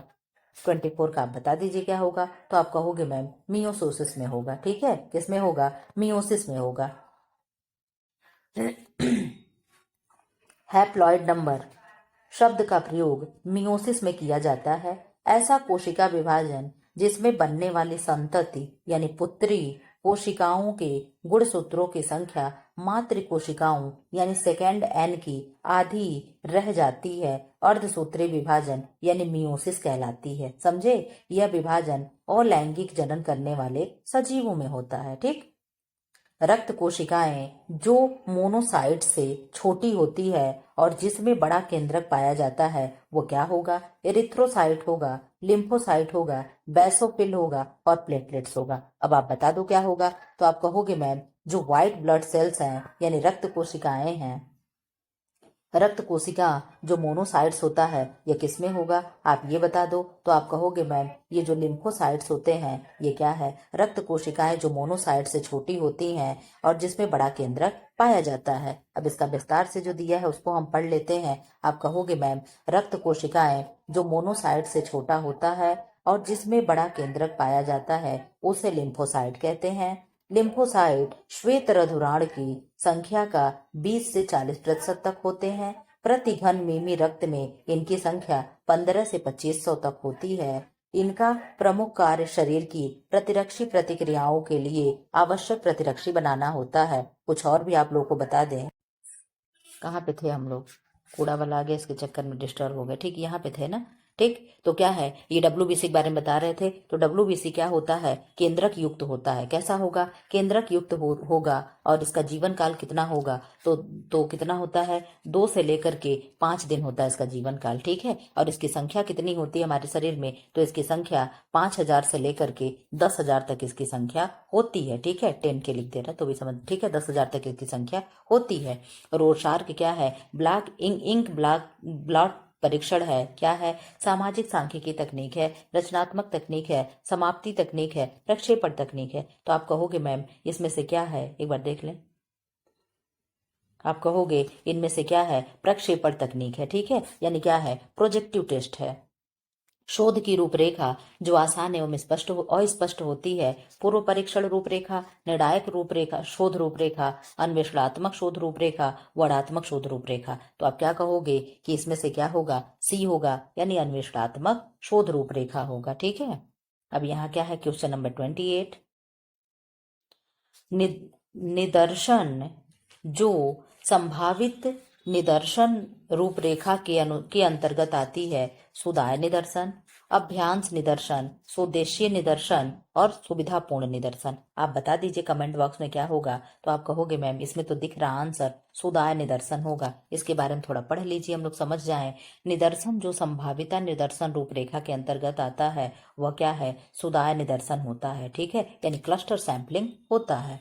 परिकल्पना जो 2 चरों में अनुमानित संबंध नहीं बताती है क्या कहलाएगी? एक पुच्छीय परिकल्पना, संबंधनात्मक परिकल्पना, द्विपक्षीय परिकल्पना और वर्णनात्मक परिकल्पना। इसमें से क्या होगा? आप कमेंट बॉक्स में कमेंट कर दीजिए। आप कहोगे मैम इसमें से एक पुच्छीय परिकल्पना जो होगा वो आपका आंसर हो जाएगा। परिकल्पना जो दो चरों में अनुमानित संबंध नहीं बताती है वह एक पुच्छीय परिकल्पना यानी वन टेलेड क्या होगी, हाइपोथेसिस कहलाती है। ठीक है, टेल्ड मतलब पूछ होता है, टेल मतलब पूछ होता है ना, तो ये जो पुच्छीय दे रहा है पूछ के लिए दे रहा है। ठीक, स्केल जिसे सेमेटेड स्केल भी कहते हैं क्या होगा, स्टेपल स्केल, बलपूर्ण स्केल, लिकॉर्ट स्केल, अपेक्षाकृत स्केल। तो आप इसका आंसर क्या बता दोगे, कहोगे मैम अभी किसी एक दिन और प्रैक्टिस सेट में आया था, तो जो लिकॉर्ट स्केल होता है यही इसका आंसर हो जाएगा। ठीक है, स्केल जिसे सिमेटेड स्केल भी कहते हैं वह लिकर्ड स्केल है। ठीक है, भवन निर्माण नक्शा जो 1:1000 माप को तैयार किया जाता है क्या कहलाएगा, भूखंड योजना, धरातल योजना, भूदृश्य योजना और सर्विस योजना। आप बता दो कमेंट बॉक्स में क्या होगा, तो आप कहोगे मैम ये धरातल योजना होता है। क्या होगा, धरातल योजना होगा, यानी फ्लोर प्लान होगा। भवन निर्माण नक्शा जो 1:1000 माप पर तैयार किया जाता है वह धरातल योजना यानी फ्लोर प्लान होता है। ठीक, जब हड्डी 3 या अधिक टुकड़ों में टूट जाती है तो उसे हम क्या कहेंगे, उसे कच्ची अस्थिभंग कहेंगे, विषम अस्थिभंग कहेंगे, बहुखंड अस्थिभंग कहेंगे, जटिल अस्थिभंग कहेंगे। तो आप कहोगे मैम उसे हम बहु अस्थिभंग कहेंगे, बहुखंड अस्थिभंग कहेंगे। बहु मतलब बहुत सारी। ठीक है, ये हड्डी है, ये हम 3 जगह से ऐसे तोड़ दिए तो ये क्या हो गया, 4 जगह से तोड़ दिए तो ये बहुखंड हो गया। ठीक है, तो ये क्या होगा, बहु अस्थिभंग हो जाएगा। जब हड्डी 3 या अधिक टुकड़ों में टूटी हो तो बहुखंड अस्थिभंग होगा, यानी क्या हो जाएगा, कम्युनिटेड फ्रैक्चर कहलाता है। ठीक है, 5 वर्ष से अधिक आयु वाले बच्चों को कृत्रिम श्वसन की कौन सी विधि दी जाती है, सेफर विधि, सिल्वेस्टर विधि, लाबोर्ड विधि और क्या है, नेल्सन विधि। आप बता दीजिए कौन सी विधि से उसे सांस दिलाया जाएगा। तो आप कहोगे मैम उसके श्वास की प्रक्रिया हम सेफर विधि से दिलवाएंगे। कौन सी विधि से, सेफर विधि से दिलवाएंगे। 5 वर्ष से अधिक आयु वाले बच्चों को कृत्रिम श्वसन सेफर विधि का प्रयोग किया जाता है। यह विधि तब प्रयोग की जाती है जब पीड़ित के पीठ पर छाले पड़े हों। इस विधि में पीड़ित को पेट के बल लिटाया जाता है और उसके सिर को किसी एक करवट कर दिया जाता है। इसके बाद पीड़ित के पीठ पर दबाव डाला जाता है तो फेफड़ों के अंदर की वायु क्या है, बाहर निकल जाती है और दबाव हटाने से बाहर की ताजी वायु फेफड़ों के अंदर जाती है। इस प्रकार पीड़ित को श्वास लेने में क्या होता है, सहायता मिलती है। ठीक, अब यहाँ आ जाइए, क्वेश्चन नंबर क्या है, 34 है। सबसे अधिक मजबूत रेशा है, नायलॉन है, रेयान है, फ्लेक्स है, एक्रिलिक है। तो आप कहोगे मैम नायलॉन क्या होता है, सबसे मजबूत रेशा होता है। मैम ये किस जगत का चमत्कार कहा जाता है, तो ये 20वीं जगत का चमत्कार कहा जाता है। मैम 19वीं जगत का चमत्कार कौन है, तो रेयान जो है ये क्या है, एक 19वीं जगत का चमत्कार माना जाता है। ठीक है, सबसे अधिक मजबूत रेशा नायलॉन होता है। नायलॉन को जादुई रेशा, सुगम जीवन रेशे की संज्ञा दी जाती है, जिसकी चमक, शक्ति, मजबूती, लचीलापन, कोमलता, कार्यक्षमता, सौंदर्य, स्थायित्व आदि का मुकाबला कोई भी प्राकृतिक रेशा नहीं कर सकता है। ठीक है, इसे इजी एंड वेयर कहते हैं, यानी तुरंत धुलना इसका आसान होता है, धुलकर तुरंत पहन लो। ठीक है, जब चावल अधिक पानी में उबाला जाता है तथा पानी पसाया जाता है तब किसका नुकसान हो जाएगा, विटामिन ए का, विटामिन बी कॉम्प्लेक्स का, सी का और कैल्शियम का। तो आप कहोगे मैम ये तो बहुत इजी है, विटामिन बी कॉम्प्लेक्स जो होता है इसका ह्रास हो जाएगा। मैम विटामिन बी को बी कॉम्प्लेक्स क्यों कहते हैं और बाकी विटामिन को क्यों विटामिन कहते हैं, तो बता दे रहे हैं, बी में जो होती है इसकी फैमिली बड़ी होती है, B1, B2, B3, B5, B6। ठीक है, B6, B9, B12 ये इसकी क्या है, फैमिली है। इसका रासायनिक नाम भी सुन लीजिए, B1 thiamine, B2 riboflavin, B3 niacin, B5 pantothenic, B6 pyridoxine, B9 folic acid, B12 cyanocobalamin. ठीक है, ये क्या है, इनके रासायनिक नाम है, केमिकल नेम है। और केमिकल नेम को लर्न करने के लिए एक ट्रिक इसी चैनल पे अपलोड है, 2-3 मिनट का वीडियो होगा, जाकर के देख लीजिए, आपको भी इस तरीके से नाम क्या होगा, लर्न हो जाएगा। ठीक है, तो क्या हो जाएगा, विटामिन बी क्या होगा, बी कॉम्प्लेक्स नुकसान हो जाएगा। बी कॉम्प्लेक्स क्या होता है, जल में घुलनशील विटामिन होता है। जल में घुलनशील विटामिन का नाम भी मैम बता दीजिए। तो एक ट्रिक है, विटामिन हो गया दो तरीके का होता है, किसमें घुलनशील होगा, एक तो फैट सोलुबल विटामिन होता है, एक क्या है, वाटर सोलुबल विटामिन होता है। तो आप कहोगे मैम फैट में कौन कौन आएगा, तो हम बता देंगे कि विटामिन ए है, डी है, ई है और के है, ठीक है, क्या होगा। और वाटर में क्या होगा, तो बी होगा एंड सी होगा। आप कहोगे मैम इसको कोई ट्रिक दे दीजिए याद करने के लिए। तो विटामिन फैट में जो घुलेगा क्या होगा, तो विटामिन को हम उल्टा भी लिख सकते हैं, के विटामिन यहाँ के ई डी ए। तो ये क्या हो गया, आप कहोगे मैम ये तो आपने कीड़ा लिख दिया। हम कहेंगे ठीक, हमने कीड़ा ही लिखा है, आपको मैंने भेजा समोसा लाने के लिए। आप समोसे वाले की दुकान पर जाते हो, ठीक है, और वहां पे जा करके कहते हो हमें समोसा दे दो। जब आपको समोसा दे देता, पैक कर देता और आप लेकर के आने लगती हैं, तब तक आप देखती हैं कि मैम एक कीड़ा जो था ये क्या हो गया, कीड़ा क्या हो गया, उसके कढ़ाई में गिर गया, ठीक है। और कढ़ाई में उसकी क्या है मैम, तेल है, और तेल क्या है, वो फैट ही है, ठीक है। तो तेल में क्या हुआ, कीड़ा गिर गया, और कीड़ा क्या हो गया, मर गया, यानी घुल गया। आप आकर के हमसे बताए कि मैम समोसा तो हम लेकर आ गए, लेकिन उसमें क्या हो गया, एक कीड़ा गिर करके मर गया, ठीक है। तो फैट में कौन सा विटामिन घुलेगा, वो कीड़ा घुलेगा। और कीड़ा क्या है, आप इस तरीके से क्या है विटामिन को याद कर सकते हैं। अब वाटर वाला आपको बता दें कि वाटर का ट्रिक क्या है, वाटर के लिए बी और सी है। तो आप कहोगे मैम आपके साथ में बच्चा दिया था मैंने घुमाने के लिए, और बच्चा आप लोग आते हो लेकर नहीं आते हो, तो हम पूछते हैं कि बच्चा कहाँ गया, तो आप कहते हो मैम बच्चा पानी में खेल रहा है, ठीक है, या पानी में चला गया है। तो आप बच्चा लिखोगे BACCHA, ये क्या होगा, बच्चा हो गया। तो यहाँ से बी उठा लो, यहाँ से सी उठा लो, ये क्या होगा, विटामिन बी और सी हो जाएगा। इस तरीके से आप क्या है याद रख सकते हो। और मैंने अपने पुराने कई वीडियो में ये ट्रिक बताए हैं, जो नए लोग हैं उनके लिए ट्रिक क्या है, रिपीट कर दिया गया है, ठीक। एक रजोनिवृत्त महिला के लिए कैल्शियम की RDA होती है, कितनी होगी, 600 मिलीग्राम प्रतिदिन, 900 मिलीग्राम प्रतिदिन, 700 मिलीग्राम प्रतिदिन और 800 मिलीग्राम प्रतिदिन। आप बता दो क्या होगा, आप कमेंट बॉक्स में कहोगे मैम 600 मिलीग्राम प्रतिदिन होता है, ठीक है। रजोनिवृत्त का मतलब क्या हो गया कि मैम जो मीनोपॉज हो जाता है, जो मासिक धर्म आते हैं, जो बंद हो जाता है, जो 45 के बाद से जो बंद हो जाता है, उसे क्या कहते हैं, सॉरी सॉरी सॉरी सॉरी, हाँ ठीक है, ठीक क्या है, रजोनिवृत्ति है, ठीक। हमें याद आ रहा था जो मतलब मैं क्या होता है, रजो दर्शन याद आ रहा था, ठीक है। हिंदी वाले शब्द थोड़े कठिन होते हैं। तो रजो दर्शन क्या होता है, जब पहली बार क्या है कोई भी मेंस्ट्रुअल साइकिल उसकी शुरू होती है, मासिक धर्म शुरू होता है, उसे क्या कहते हैं, रजो दर्शन कहते हैं, ठीक है। और इसको क्या कहेंगे, रजोनिवृत्त कहेंगे, ठीक। गर्भावस्था के दौरान कौन सा हार्मोन GIT के आमाशय की पेशियों की कार्यशीलता को कम कर देती है, प्रोजेस्टेरॉन है, एस्ट्रोजन है, थायरॉक्सिन है, इंसुलिन है। अब आप बता दो मैम, ये प्रोजेस्टेरॉन और एस्ट्रोजन जो है ये तो फीमेल हार्मोन हो गए, थायरॉक्सिन क्या है, थायराइड ग्लैंड से निकलता है, इंसुलिन क्या है, ये अग्नाशय ग्रंथि से बीटा सेल से निकलता है, और यही क्या है हमारे शुगर को कंट्रोल रखता है, ठीक है। तो आप इसका आंसर तो बता दीजिए, इधर उधर की चीजें बताती हैं, आंसर नहीं बताती हैं। आंसर क्या होगा, तो एस्ट्रोजन होगा, ठीक है, क्या होगा, एस्ट्रोजन होगा, ठीक। इस तरीके से पढ़ने में आप लोग को मजा आ रहा है कि नहीं, ये जरूर बताइएगा कि मैम ऐसे ही आप एक्सप्लेन करके हम लोग को पढ़ाते रहिए, ठीक है। गर्भावस्था के दौरान एस्ट्रोजन हार्मोन जो है GIT के आमाशय की पेशियों की कार्यशीलता को कम करता है। यह प्रजनन, मासिक धर्म चक्र और रजोनिवृत्ति के लिए जिम्मेदार होता है, ठीक है। यानी क्यों जिम्मेदार होगा इन सारे के लिए, क्यों, क्योंकि क्या है, फीमेल हार्मोन है, ठीक।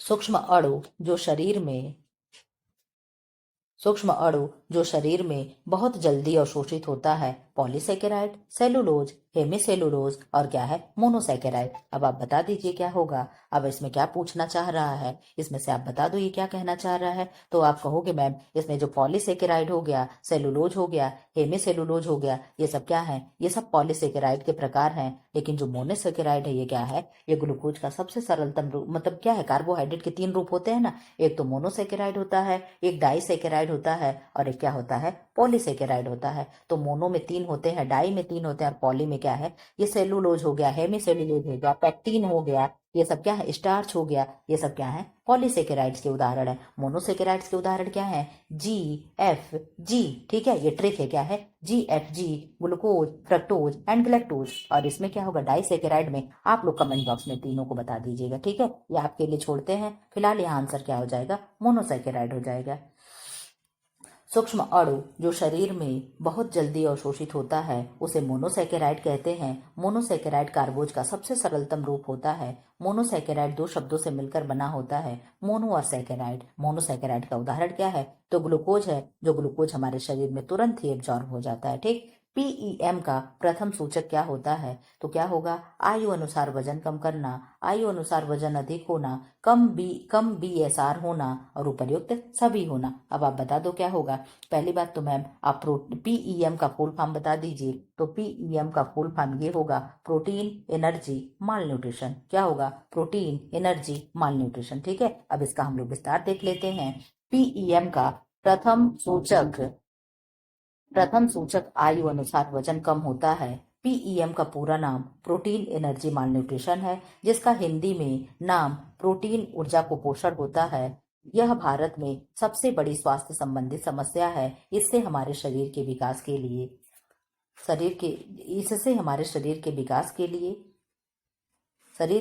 के लिए जितना प्रोटीन और ऊर्जा चाहिए वो और जो शरीर में इसकी मांग दोनों एक समान नहीं होते हैं। मतलब शरीर की जरूरत के हिसाब से प्रोटीन की कमी होती है। यह समस्या ज्यादातर बच्चों में हल्की, मध्यम और गंभीर स्थिति में देखने को मिलती है।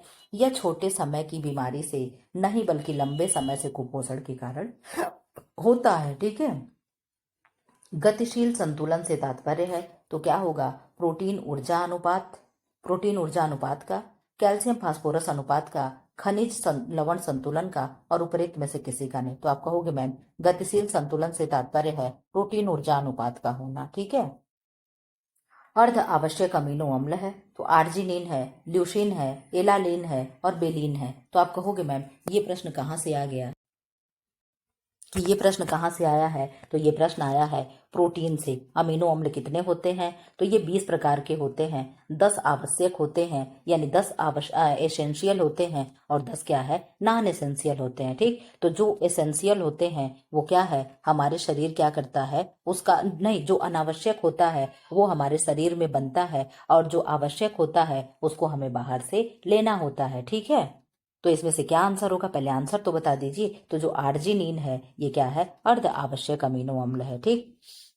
अमीनो अम्लों में बहुलक होते हैं, अम्लों के बहुलक होते हैं। बहुत से अमीनो अम्ल आपस में पेप्टॉइड बॉन्ड से जुड़े होते हैं। ठीक। किस बॉन्ड से जुड़े होते हैं अमीनो अम्ल? आपस में पेप्टॉइड बॉन्ड से जुड़े होते हैं, जुड़कर प्रोटीन का निर्माण करते हैं। अमीनो अम्ल 20 प्रकार के होते हैं। आर्जिनिन एक अर्ध आवश्यक अमीनो अम्ल है। ठीक है।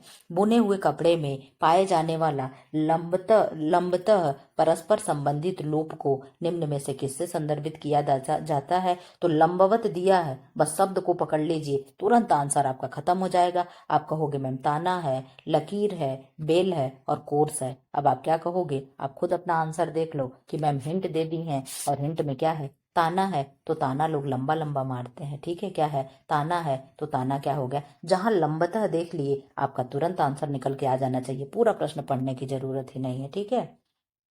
तो बुने हुए कपड़ों में पाए जाने वाले लंबतः परस्पर संबंधित लूप को ताना से संदर्भित किया जाता है। ठीक। बंगाल के कांथा कढ़ाई में मुख्यतः इस्तेमाल होने वाला कढ़ाई कौन सा है? तो रनिंग कढ़ाई है, हेरिंग बोन स्टिच है, शैडो स्टिच है और फ्रेंच नाट है, यानी गांठ वाली नाट है। अब गांठ वाली कढ़ाई है, फ्रेंच गांठ है। अब बता दीजिए क्या होगा? तो आप कहोगे मैम इसमें से बंगाल में जो प्रयुक्त होता है वो क्या प्रयुक्त होता है? तो रनिंग कढ़ाई होती है, यानी रनिंग स्टिच होता है। बंगाल के कांथा कढ़ाई में मुख्यतः इस्तेमाल होने वाली रनिंग कढ़ाई है। कांथा बंगाल की पारंपरिक कढ़ाई है। कांथा से तात्पर्य है वस्त्रों में कई तह होना। ठीक है। जैसे हम लोग का कथरी होता है ना, उसी तरीके से क्या है? कांथा होता है, जो गुदड़ी होती है, कई कपड़ों को एक ही पे तह लेयर पे लेयर करके, और इसको क्या होता है इस तरीके से जहां से भी ऐसे सिल दिया जाता है, जो भी डिजाइन करके, यही क्या होता है? यही कांथा होता है। कांथा के प्रकार है लेप कांथा, दुर्जनी, ये सब क्या है? सुजनी, यही सब क्या है? कांथा के प्रकार होते हैं। ठीक है। कांथा कहाँ का है? बंगाल का है। ठीक है। लंबे तंतु को क्या कहते हैं? तो आप कहोगे मैम लंबे तंतु को क्या कहेंगे? स्टेपल कहेंगे, इलांगेशन कहेंगे, फिलामेंट कहेंगे, ब्लेंडेड कहेंगे? तो आप कहोगे मैम फिलामेंट कहेंगे। और स्टेपल किसको कहते हैं? जो छोटे फाइबर होते हैं उनको स्टेपल कहते हैं। लंबे तंतु को फिलामेंट कहते हैं। वे अविरल लंबाई के होते हैं। प्राकृतिक रेशों में सिल्क क्या है? फिलामेंट फाइबर होता है। कृत्रिम रेशों को फिलामेंट या स्टेपल किसी भी रूप में तैयार किया जाता है। क्यों? क्योंकि वो मैन मेड फाइबर होता है, और मैन क्या होता है, चाहे तो लंबा भी रख ले और चाहे तो उसे छोटा भी कर दे। ठीक है, अब इसका और भी कुछ बता दो मैम। फिलामेंट का मापन किस में होता है? तो फिलामेंट का मापन किस में होता है? इंचेस में होता है। और इसका मापन किस में होता है? स्टेपल का तो सेंटीमीटर में होता है। ठीक है, अब यहाँ आ जाइए, क्वेश्चन हम लोग फटाफट कर लें। 60 क्वेश्चन इसमें करा देंगे और 60 क्वेश्चन क्या है नेक्स्ट वीडियो में करा देंगे। इस तरीके से 120 क्वेश्चन हो जाएगा। ठीक है, सिल्क विज्ञान को क्या कहते हैं? तो क्या कहेंगे? AP culture, sericulture, PC culture और कॉलोनी कल्चर। तो आप कहोगे मैम सिल्क विज्ञान को हम सेरीकल्चर कहते हैं, एपी कल्चर मधुमक्खी पालन को कहते हैं, पीसी कल्चर हम मछली पालन को कहते हैं। ठीक है, सिल्क विज्ञान या सिल्क के उत्पादन को सेरीकल्चर कहते हैं। रेशम उत्पादन की यह पहली प्रक्रिया है जिसमें रेशे के कीड़ों को पाला जाता है। रेशम के कीड़े का जीवन काल 2 माह का होता है। उसी अल्प अवधि में यह 4 अवस्थाओं से होकर गुजरता है। ये अवस्थाएं निम्नलिखित हैं। अंडा हो गया, लार्वा हो गया, प्यूपा हो गया, कीड़ा हो गया। इनको क्रम से लगाने के लिए आता है और यही इनका क्रम है। अंडा, लार्वा, प्यूपा, देन कीड़ा। ठीक है, रेशम के कीड़े का उत्पादन 2 मुख्य कार्यों हेतु किया जाता है। नंबर 1, आगामी फसल प्राप्त करने हेतु कीड़ों को तैयार किया जाता है, और दूसरा क्या है? रेशम की प्राप्ति हेतु किया जाता है। इनका जीवन काल कितना होता है? तो 37 से कितना दिन होता है आप बताइएगा। ठीक है, स्त्री की गर्भावस्था की समयावधि क्या होती है? डेज में पूछ रहा है। 260 डेज, 270 डेज, 290 डेज, 280 डेज। तो आप कहोगे मैम ये तो आप कई बार बता चुकी हो। 280 दिन होगा। मंथ में कितना होगा? तो 9th मंथ होगा। चंद्रमास कितना होगा? 10 चंद्रमास होगा। वीक कितना होगा? 37 से 40 वीक होगा। ठीक है, ये सारे क्वेश्चन इर्द गिर्द से घूम करके और इनको क्या है आपको क्लियर करते चलना है। ठीक है, यहाँ आ जाइए। जब पुरुष का शुक्राणु स्त्री के अंडाणु के कोशिका भित्ति में प्रवेश करता है तो यह निषेचन कहलाता है। निषेचन की क्रिया के फलस्वरूप भ्रूण का निर्माण होता है। इसमें बहुगुणन होने के पश्चात गर्भावस्था में स्थापित होना गर्भधारण कहलाता है। स्त्री की गर्भावस्था की अवधि क्या होती है? 280 दिन संभावित होती है। ठीक है, 4 माह की अवस्था में आमतौर पर बालक का वजन कितना होगा? 2 गुना होगा, 3 गुना होगा, आधा होगा, उपरोक्त में से कुछ भी नहीं होगा। तो आप कहोगे मैम क्या होगा? आप कहोगे कि ये क्या हो जाएगा? 2 गुना हो जाएगा। कितना हो जाएगा? 2 गुना हो जाएगा। और अगर पूछ ले 1 ईयर में कितना होगा तो आप कहोगे मैम 3 गुना हो जाएगा। ठीक है, कितना हो जाएगा? 3 गुना हो जाएगा। ठीक, 4 माह की अवस्था में आमतौर पर बालक का वजन कितना हो जाएगा? तो 2 गुना हो जाएगा। ठीक, अंडाणु परिपक्व होते हैं तो आप कहोगे मैम 20 दिन, 25 दिन, 28 दिन, 30 दिन। तो कहोगे 28 दिन में होता है। आप लोग कम्युनिटी बॉक्स को भी जरूर चेक किया करिए। वहां मैं 2 से 3 दिन पर गैप दे करके जैसे मुझे समय मिलता है वहां पे कितने क्वेश्चन अपलोड होते हैं, कभी 10 होगा, कभी 5 होगा, कभी 7 होगा। इस तरीके से क्वेश्चन क्या हम अपलोड करते रहते हैं। वहां पे जाकर के पोल में आप अपना आंसर दीजिए कि आप कितना सही कर पाए हो। ठीक है, तो कितने दिन का होगा? 28 दिन का होगा। 28 दिन में अंडाणु परिपक्व होता है। जब लड़कियों का शारीरिक विकास पूर्ण हो जाता है अर्थात पूर्णतया युवा हो जाती हैं तथा उनके योनि मार्ग से रक्तस्राव होना प्रारंभ होता है, जिसे हम क्या कहते हैं? रजोधर्म कहते हैं या मासिक धर्म कहेंगे। इसी को रजोदर्शन कहते हैं या मेंस्ट्रुअल साइकिल स्टार्ट होना कहते हैं। ठीक, मासिक धर्म प्रारंभ होने का अर्थ यह है कि स्त्री की प्रजनन अंग पूर्णतया विकसित हो गई है तथा उनके माता बनने की जैविक क्षमता आ चुकी है। ठीक है, सामुदायिक विकास कार्यक्रम कब प्रारंभ हुआ था? 2 अक्टूबर 1952, 5 सितंबर 1954, 2 नवंबर 1956 और 10 अक्टूबर 1958। तो आप कहोगे मैम 2 अक्टूबर 1952 को क्या हुआ था? सामुदायिक विकास कार्यक्रम का शुरुआत हुआ था। सामुदायिक विकास कार्यक्रम का आरंभ गांधी जी के जन्म दिवस 2 अक्टूबर 1952 में फिस्कल आयोग तथा grow more food inquiry committee के संतुत के आधार पर हुई। इसका उद्देश्य ग्रामीण लोगों को बहुमुखी विकास उन्हीं के प्रयत्नों तथा सहकारी सहायता द्वारा करना था।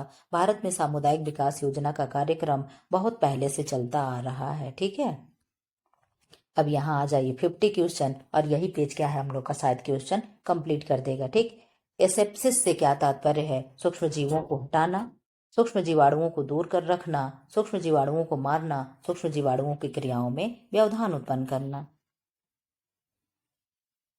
तो क्या होगा? सूक्ष्म जीवाणुओं को दूर रखना। ठीक है। क्वेश्चन नंबर 51, बाल विहार यानी किंडरगार्टन प्रकार के पूर्व स्कूली कार्यक्रम की स्थापना किसके द्वारा की गई थी? मारिया मॉन्टेसरी, फ्रेडरिक फ्रोवेल, रैसल और मार्गरेट मैकमिलन और क्या है? ताराबाई मोदक। तो किसने शुरू किया? आप कहोगे मैम बाल विहार यानी किंडरगार्टन फ्रोवेल ने शुरू किया। इनका नाम फ्रोवेल से ही जुड़ता है। ठीक है।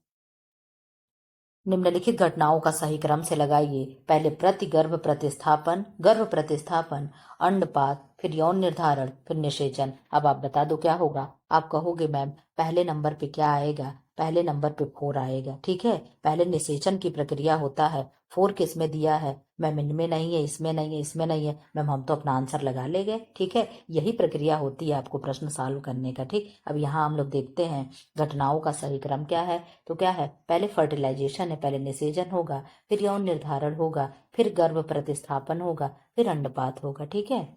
जन्म के समय नवजात शिशु के रोने से क्या होगा? श्वसन क्रिया आरंभ होती है, रक्त प्रवाह उत्तेजित होता है, निर्देशित होता है कि वह भूखा है, निर्देशित होता है कि उसे दर्द हो रहा। ना वह भूखा होता है, ना उसे दर्द होता है, ना रक्त प्रवाह शुरू होता है। उसके श्वसन की क्रिया क्या होती है? आरंभ हो जाती है। जब बच्चा रोता नहीं है तो आप लोग देखते होंगे डॉक्टर उसे थोड़ा सा हल्का सा पिटाई करके रुलाता है ताकि उसकी श्वसन क्रिया क्या हो? प्रारंभ हो सके। ठीक है। जन्म के समय नवजात शिशु का रोना अत्यंत महत्वपूर्ण है। रोने के द्वारा उसके फेफड़े फूल जाते हैं जिससे श्वसन क्रिया क्या होती है? प्रारंभ हो जाती है। थांडाइक का माध्यमिक नियम किससे संबंधित है? तत्परता का नियम, बहुप्रतिक्रिया का नियम, अभ्यास का नियम, प्रभाव का नियम। आप कमेंट बॉक्स में कमेंट कर दें कि क्या होगा। आप कहोगे मैम बहुप्रतिक्रिया का नियम होता है। ठीक है। इसका एक्सप्लेन देख लीजिए। थांडाइक का माध्यमिक नियम बहुप्रतिक्रिया का नियम यानी लॉ ऑफ मल्टीपल रिस्पॉन्स से संबंधित है। इस नियम के अनुसार व्यक्ति के सामने जब नवीन समस्या आती है तो वह उसे सुलझाने के लिए विविध प्रकार की क्रियाएं करता है और तब तक करता रहता है जब तक कि वह सही अनुक्रिया की खोज नहीं कर लेता। ऐसा होने पर उसकी समस्या सुलझ जाती है और उसे क्या है? सेटिस्फाई हो जाता है यानी संतोष मिल जाता है। ठीक। अब यहाँ आ जाइए। तीव्र बुद्धि, मानव बुद्धि आईक्यू कितना होता है? 40 से अधिक, 120 से अधिक, 100 से अधिक, 170 से अधिक। तो आप कहोगे मैम 140 से अधिक जो होता है वो क्या है? प्रखर बुद्धि का बालक होता है। ठीक है। आईक्यू पद की उत्पत्ति जर्मन शब्द इंटेलिजेंट से क्या है? क्यूटेंट से हुई है, जिसका सर्वप्रथम प्रयोग जर्मन मनोवैज्ञानिक विलियम स्टर्न ने 1952 में किया था, 12 में किया था। बुद्धिलब्धि यानी आईक्यू कई अलग मानकीकृत परीक्षणों से प्राप्त एक गणना है जिससे बुद्धि का आकलन किया जाता है। तीव्र बुद्धि मानव का आईक्यू 140 होता है। ठीक। सुमेल करें किसका किसका सिद्धांत है। और ये बहुत ही इंपॉर्टेंट है, कल के टेस्ट सीरीज में आया था। बाइगोत्स्की का क्या होगा? एरिक एरिक्सन का क्या होगा? पियाजे का पहले तो संज्ञानात्मक लगा लो और इस तरीके से पहले यहाँ आंसर भी देख लिया जाए कि क्या होगा, साथ साथ देखते चलें। ठीक है। यहाँ पे देख लीजिए क्या होगा। पहले क्या होगा? पियाजे किस पे जाएंगे? संज्ञानात्मक पे जाएंगे। तो सी का 4 किस पे होगा? सी का 4 मैम यहाँ नहीं है और यहाँ नहीं है। ठीक। पहले तो हम लोग 50-50 पे आ गए और 50 पे बाइगोत्स्की का क्या होगा? अब यहाँ से फ्राइड का हम लोग पकड़े क्या? फ्राइड का पहले पकड़ लेते हैं। फ्राइड वाला मुझे याद है। फ्राइड का कहाँ जाएगा? मनोविश्लेषण पे जाएगा। ठीक है। तो पहले 3 के बाद 4 कहाँ? 4 के बाद 3 कहाँ है? तो आप कहोगे मैम ये भी खत्म हो गया। ये हम लोग का आपसे आंसर निकल गया। यानी बाइगोत्स्की किस पे जाएंगे? सामाजिक सांस्कृतिक। एरिक एरिक्सन मनोसामाजिक। ये आपका उत्तर हो गया। ठीक है। इस तरीके से इसको लगाने की कोशिश किया करिए। बाइगोत्स्की क्या है? तो बाइगोत्स्की सामाजिक सांस्कृतिक है, एरिक एरिक्सन मनोसामाजिक, पियाजे संज्ञानात्मक, फ्राइड मनोविश्लेषणात्मक। ठीक है। अब ये क्या है? एन्यूरेसिस व्यवहार कौन सी होती है? इसमें जानते क्या होता है? एन्यूरेसिस व्यवहार में क्या है? नींद में बच्चा चलता है, चोरी करता, अंगूठा चूसता, बिस्तर गीला करता है। तो आप कहो कि मैम एन्यूरेसिस की समस्या क्या है? बच्चा बिस्तर गीला करता, वही क्या है? एन्यूरेसिस व्यवहार होता है। ठीक। सोशल लर्निंग थ्योरी या पर्सनैलिटी संबंधित है एरिक स्किनर से, अल्बर्ट बंडूरा से, एरिक्सन से, पियाजे से। आप बता दो क्या होगा। तो आप कहोगे मैम ये बंडूरा से संबंधित है। ठीक है। किससे संबंधित है? बंडूरा से संबंधित है। सोशल लर्निंग थ्योरी या पर्सनैलिटी का सिद्धांत अल्बर्ट बंडूरा ने दिया। सामाजिक अधिगम का आशय है कि बालक अपने परिवेश के साथ होने वाली अंतःक्रिया के द्वारा विभिन्न प्रकार के व्यवहारों का अर्जन करता है। इससे उनके व्यक्तित्व का विकास तथा समय समय पर परिमार्जन होता है। ठीक है, वर्णांधता एक है, ये बता दो मैम क्या होगा। हीनता जन्य रोग है, चयापचयिक रोग है, आनुवांशिक रोग है, उपर्युक्त में से कोई नहीं, तो हम कहेंगे ये क्या है, हीन आनुवांशिक रोग है। ठीक है, आनुवांशिक रोग है मैम। इसमें क्या होता है, वर्णांधता है, यानी वर्ण मतलब कलर होता है और अंधता मतलब अंधा होता है। ठीक है, व्यक्ति क्या है, व्यक्ति कलर को नहीं पहचान पाता है। किसको नहीं पहचान पाएगा, व्यक्ति कलर को नहीं पहचान पाता है। इसमें क्या होता है, एक में क्या होता है, व्यक्ति कलर को नहीं पहचान पाता है। और कौन से कलर को मैम ये भी बता दीजिए। तो रेड और ग्रीन कलर में क्या है, डिफरेंट नहीं कर पाता है। लाल को हरा कहता है और हरे को लाल कहता है। ये क्या है, एक आनुवांशिक रोग है। और इसमें क्या होता है, यह पुरुषों में ही होता है, स्त्रियां इसकी क्या होती हैं, वाहक होती हैं। ठीक है, अब यहाँ पे हम लोग देख लें। अब यही क्वेश्चन क्या करेंगे, खत्म करेंगे, क्योंकि अब नेक्स्ट वीडियो में हम लोग देखेंगे। ठीक है, 60-60-120 होता है। वर्णांधता एक आनुवांशिक रोग है जो आंख से संबंधित बीमारी है। इसमें व्यक्ति लाल और हरे रंग में पहचान नहीं कर पाता। मुख्यतः यह रोग पुरुषों में होता है, जबकि स्त्रियां इसकी वाहक होती यानी कैरियर होती हैं। ठीक, अब यहाँ से 60 प्रश्न यही करके हम खत्म कर दे रहे हैं। पूर्व स्कूली बालकों के लिए प्रवेश परीक्षाओं, पाठ्य पुस्तकों एवं गृह कार्य को प्रतिबंधित करने की संतुष्ट की थी कोठारी आयोग ने, यशपाल आयोग ने, राष्ट्रीय शिक्षा नीति ने और क्या है, एबॉट एवं बोर्ड समिति ने। तो आप कहोगे मैम पूर्व विद्यालय वाला किसने किया था, तो यशपाल समिति ने किया था। इसका विस्तार से हम लोग देख लें। पूर्व स्कूली बालकों के लिए प्रवेश परीक्षाओं, पाठ्य पुस्तकों एवं गृह कार्य को प्रतिबंधित करने की संतुष्टि यशपाल समिति ने की है। यह समिति 1992 में भारत सरकार के मानव संसाधन मंत्रालय द्वारा 8 शिक्षा विधि को शामिल करके किया गया था। ठीक फ्रेंड्स, ऐसे ही वीडियो पाने के लिए, कल से आप लोग का 61 से शुरू होगा, आप लोग याद रखिएगा। ऐसे ही वीडियो पाने के लिए चैनल को लाइक करें, शेयर करें एंड सब्सक्राइब करें और कमेंट बॉक्स में बताते चलें कि मैम कैसा पढ़ा रही हैं, अच्छा पढ़ा रही, जो भी चीजें आप लोग मेरी कमियां आप बताते रहिए। ठीक है, मैं तारीफ करने के लिए नहीं कह रही हूँ। जैसे कोई कहता है मैम वीडियो में आवाज नहीं आ रही है, कोई कहता है स्क्रीन नहीं दिख रही है, तो आप लोग मेरी कमी बताते रहोगे तो मैं उसे सुधार करती रहूंगी। और ऐसे चैनल वीडियो पाने के लिए चैनल में बने रहें, बेल आइकन को प्रेस करें ताकि जैसे वीडियो अपलोड हो तुरंत आपके पास घंटी बज जाए। ठीक है, ऐसे चैनल वीडियो पाने के लिए चैनल को लाइक करें, शेयर करें एंड सब्सक्राइब करें। Thanks for